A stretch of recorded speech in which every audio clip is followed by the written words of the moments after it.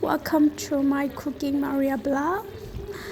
ဒီနေ့ကျတော့ငပြင်းမလေးချက်ပြပါမယ်ရှင်မနေ့ဖြာ day off ထွက်တဲ့အတွက်ကြောင့်မလို့မမနှစ်ယောက်တော့တခါတည်းငပြင်းမအကြီးကိုဝယ်ပြီးတော့ငရုတ်တီအစိမ်းဆက်ဆက်လေးနဲ့ချက်ပြပါမယ်ဘလို့ချက်ရမလဲဆိုတာကိုတစ်ချက်လောက်လိုက်ကြည့်ပေးကြပါရှင်စီထဲပြီးတော့ကြက်တုံနီထည့်လိုက်ပါတယ်ရှင်ငရုတ်တီအစိမ်းလေးထည့်လိုက်ပါတယ်အခုနတော့ငါ grind ထားတဲ့ဟာလေးပေါ့နော်နောက်ဆုံးမှာကျတော့ငပြင်းမလေးထည့်လိုက်ပါတယ်ရှင်အကြီးပဲ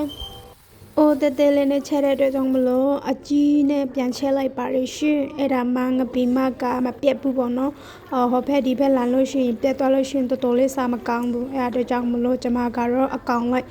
ဒီတိုင်းစားခြင်းတဲ့အတွက်ကြောင့်မလို့အကြီးချိုင်းပြီးတော့ပြန်ချက်လိုက်ပါတယ်နားလျာတော်တော်လေးမွေးပါတယ်ဒီနေ့အသိလေးပဲငရုတ်တီဆက်ဆက်လေးနဲ့ချက်စားကြည့်လို့ရပါတယ်နော်ငရုတ်တီအဆက်စားခြင်းတဲ့သူတွေအတွက်တော်တော်လေးကောင်းပါတယ်ကဲအနှစ်လေးရနေပြီဆိုတော့စားလို့ရပါပြီအားလုံးကိုကျေးဇူးတင်ပါတယ်ရှင်